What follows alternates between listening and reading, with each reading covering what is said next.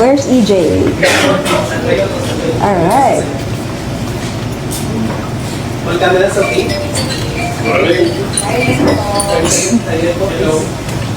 Hello. Parang mahaba-haba to. Alright. Good afternoon. By a unanimous vote of all those participating, the Supreme Court en banc denied with finality the motion for reconsideration filed by the House of Representatives, which sought to reverse the Court's July 25, 2025 decision that declared the articles of impeachment against Vice President Sara Z. Duterte unconstitutional. It affirmed that the fourth impeachment complaint transmitted to the Senate on February 5, 2025 was already barred by Article 11, Section 3, Subsection 5 of the Constitution. Associate Justice Alfredo Benjamin Caguioa took no part. Associate Justice Maria Filomena Singh was on leave. The Court clarified the following points. First, the first three impeachment complaints filed in accordance with the first mode of initiating an impeachment, that is, Article 11, Section 3, Subsection 2, were not placed in the order of business within the required 10 session days. Session days as used in Article 11, Section 3, Subsection 2, or for purposes of the first mode of initiating an impeachment complaint, does not mean legislative session days. A session day for purposes of Article 11 in the Constitution was given its plain and ordinary sense, which the Court interprets to mean a calendar day in which the House of Representatives holds a plenary session. Second, the Court reiterated Gutierrez versus House of Representatives. However, it further elaborated that an impeachment complaint filed in accordance with the first mode of impeachment, which is Article 11, Section 3, Subsection 2, is deemed initiated for purposes of the one-year bar in Article 11, Section 3, Subsection 5 when A. A properly verified and endorsed impeachment complaint is referred to the Committee on Justice. B.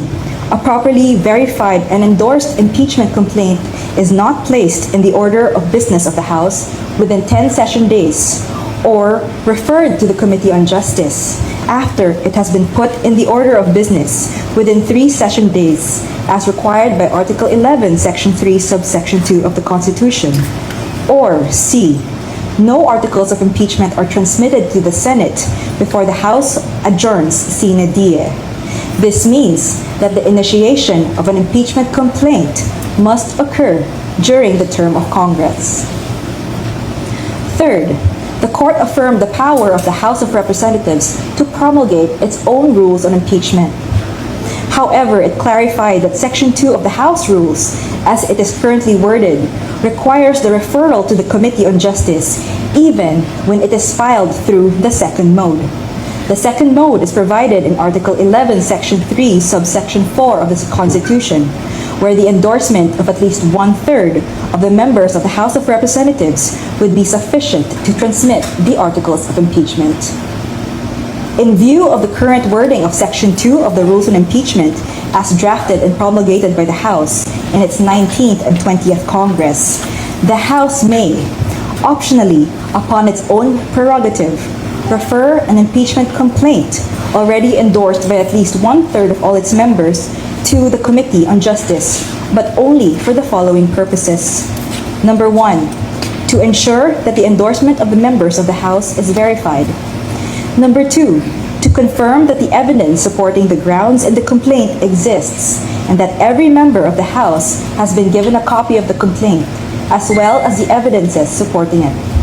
And 3, to respect the committee's prerogative to consolidate different formulations of the complaint, if any, so that only one complaint is endorsed to the plenary for transmittal to the Senate. The Court observed that there is a fundamental difference between the first and second modes of initiating impeachment complaints. Thus, it said, and I quote, Article 11, Section 3, subsections 2 and 3 cover the first mode of initiating an impeachment complaint. Article 11, Section 3, subsection 4 covers the second mode of initiating an impeachment complaint. In the first mode, impeachment is initiated through the regular and deliberative process in the House of Representatives. A verified complaint may be filed either by a member of the House or by a private citizen with the endorsement of a member. Upon filing, the complaint is referred to the House Committee on Justice, which evaluates its sufficiency in form and substance and conducts the appropriate hearings.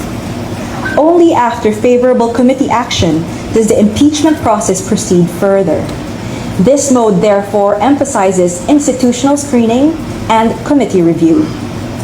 By contrast, subsection 4 introduces an alternative and a more direct mechanism for initiating impeachment.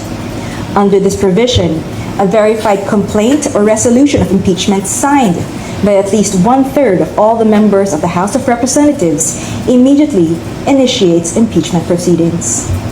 These provisions reflect a deliberate constitutional design. Subsections 2 and 3 provide a structured and committee-directed approach, while subsection 4 allows a streamlined initiation when a sufficient level of consensus already exists. Fourth, the court affirmed that due process of law applies to the impeachment process. It stated, and I quote, "The phrase right to life, liberty, or property should not be read with undue literalism. It must be accorded reasonable flexibility to achieve its intent of protecting inherent and inalienable rights that could not have been exhaustively articulated at the time of its framing." The Due Process Clause embodies a fundamental constitutional commitment to reasonableness, fairness, and non-arbitrariness. It envisions that we cannot have a true democratic and republican or representative state that is arbitrary and unfair. However, due process as it applies to the impeachment process is sui generis or in a class of its own. Full-blown trial happens at the Senate. At least for the second mode of initiating an impeachment complaint, it only requires 1. The grounds invoked in the complaint or resolution are those contained in Article 11, Section 2 of the Constitution. Number 2. The procedure is governed by the rules on impeachment promulgated by the House prior to any filing of any impeachment complaint. 3. As already provided by the current House rules on impeachment, all endorsing members should have been given a copy of the complaint and all its supporting evidence. The court also noted that the transmittal of the articles of impeachment should be done in a plenary session of the House, providing all the members of the House with full copies of the complaint and its accompanying evidence mentioned in Rule 4, Section 14 of the House Rules on Impeachment. Transmittal to the Senate, however, requires only a vote of 1/3 of its members for the first mode of initiating a complaint, or proof of the endorsement of a complaint by 1/3 of its members for the second mode. Fifth, the operative fact doctrine cannot be invoked by the party directly responsible in the commission of an unconstitutional act. Thus, it does not apply in this case. Finally, the court noted all the motions for intervention and pleadings filed by individuals who were not parties to the case. This resolution is immediately executory upon digital service on all parties in accordance with AM number 25-05-16-ST or the guidelines on the transition to electronic filing in the Supreme Court. No further pleadings will be allowed. The resolution and the motion for reconsideration and the separate opinions are being uploaded and served on the parties. Thank you very much. Any questions? Or still downloading? I can imagine. Digest pa. We can start? Yes. Gyro. Hi, Attorney. Jairo Bollero from Rappler. Just a clarification, Attorney. Even on the resolution of the MR, Justice Kagiwa did not, take part of Yes. that, and Justice Singh was still alive. Yes. Okay. Another question. Can you expound on the explanation of the court on why the doctrine of the operative fact was not considered in the Yes. in the resolution? Thank you. So the court said that the doctrine of operative fact does not apply when it is used to try to justify an unconstitutional act. And since the impeachment complaint, the fourth one was already barred, right, by the one-year bar rule, and then that the non-action on the 3 complaints, because it was not, they were not put in the order of business within the 10 session days, so that was unconstitutional. So it cannot be used to justify this action. Good afternoon. Adrian Ayalin, ABS-CBN. So, ibig sabihin nito, attorney, wala nang pwedeng gawin ang House of Representatives kung final na. Meron pa silang pwedeng gawin, i-file, halimbawa, ang HOR. What do you mean? Kung gusto nilang for reconsideration uli, or may appeal pa ba uli, or talagang final na? It was denied with finality, and the court said that no further pleadings will be entertained. Although hypothetical, kung hindi pa ito na-decide before February 6, parang yung MR nila is still active, parang they can proceed with any a filing of another impeachment complaint, theoretically speaking.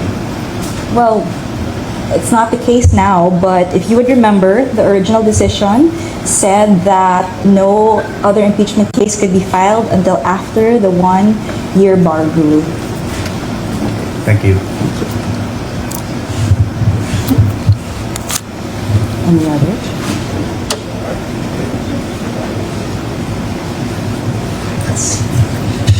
Attorney, just another question. There are ongoing impeachment, complaints before the House of Representatives, and basically they're adopting the 2025 ruling of the Supreme Court on the procedure for impeachment. Now, with this clarification on, for example, the Gutierrez precedent, gagamitin na po ba itong ruling ng Supreme Court on the MR, yung clarifications na to, on the current impeachment proceedings before the House of Representatives? Well, this resolution of the Supreme Court is its latest, and it clarified a number of things when it comes to the 2 modes of impeachment, the due process requirements required for each mode, as well as when each mode is deemed initiated for purposes of the one-year bar rule. So yes, it will be this one that should be followed. Hi, ma'am. Tetch Tupas po from Inquirer. Hi, Tetch. Ma'am, clarify ko lang. So, wala na yung Francisco ruling. Ito na yung susundin niya. Actually, no. Francisco and Gutierrez are still good decisions, and it also said that yes, the court followed Gutierrez, but it expounded on it. Kasi kay Gutierrez, what happened there was a referral to the Committee on Justice. But then in this case, what happens when it is not referred? What happens when it is not put in the order of business within the 10 days required by the Constitution, or it's not referred to the Committee on Justice within the 3 days thereafter as required by the Constitution? So, ma'am, nilagyan lang ng options yung from Francisco ruling. More like it clarified the ways in which the first mode of impeachment is deemed initiated. Ma'am, isa pang question. Yes. Ano po yung date ng promulgation? The promulgation was nung Wednesday. Kahapon. January 28. Ma'am. Yes. Any other questions? Hi, Mitch Velasco po for Kutang Bato News. We wanted to ask, what was the vision and intention of the ponente, and did he consider the impact of his decision on the Constitution and the future of the Filipino people?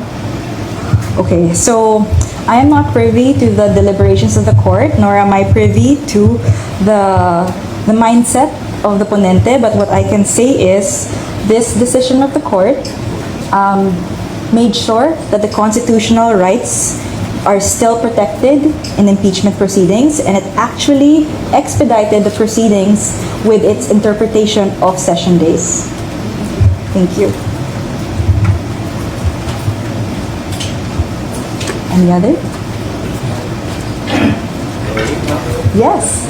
Hello. Dante po. Clarification Dante. lang naman. So wala pong nangyaring changes, ma'am, sa voting dun sa unang ruling doon sa July 25. The same din po yung ngayon. Yes.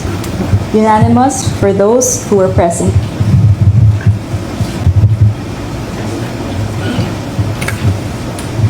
Yes. Good afternoon po. Ako po si Hi. Arnes from One News. Confirm ko lang po, so yung MR decision po, we can still proceed po with the February 6 na one-year bar rule since may mga impeachment complaints na po na inihain sa House recently? Or ngayon pa lang ulit mag-i-start since may decision po yung sa MR na House? Again, it will be after the one-year bar rule from the transmission of the articles of impeachment last Feb 5. Sige po. Maybe off topic on that, but recently po, there are, Zaldico's camp filed a motion for TRO, Ombudsman and ICI. May we know or touch on the process on it po? And since it was filed in overseas naman, notarized then from Sweden, ano po yung process ng SC on that petition of Zaldico po? Well, right now, it will be immediately included into the agenda, and we will give further updates as soon as they are available. Thank you. Yes. Saldic. Is it covered by the recent rules issued by the Supreme Court barring fugitives from availing judicial relief? We will have to wait and see what the court or how the court acts on his petition. Thank you. Yes. Mama, another issue po. Ano lang siya. Marami kasing nagtatanong sa social media. May yung amendment ma'am ng Rule 138 on refresher. Tama ba ma'am na na wala na yung one-time use of the review course? Meron na ngayon 3-time use, 3-year validity, including review centers. I'll have to check on that. I'll get back to you as soon as possible. Thank you, ma'am. Thank you. All right. Isa pa! Isa pa! Ma'am, other issue lang po, ma'am. Ma'am, kahapon, the COMELEC was declared the postponement po ng BARM elections. But there was an order by the Supreme Court na parang dapat magpasa ng batas ang Parliament on or before October 30. Ano po yung pananagutan ngayon ng COMELEC kung hindi nila masusunod yung kasi sabi ng Supreme Court there would be an election on or before March 30. But kahapon po nag-declare silang di na po nila kaya. What will happen po? Thank you. Well, we'll just have to wait and see what the court says about that, especially if any of the parties file a pleading or a manifestation in the case. Thank you guys. Thank you very much.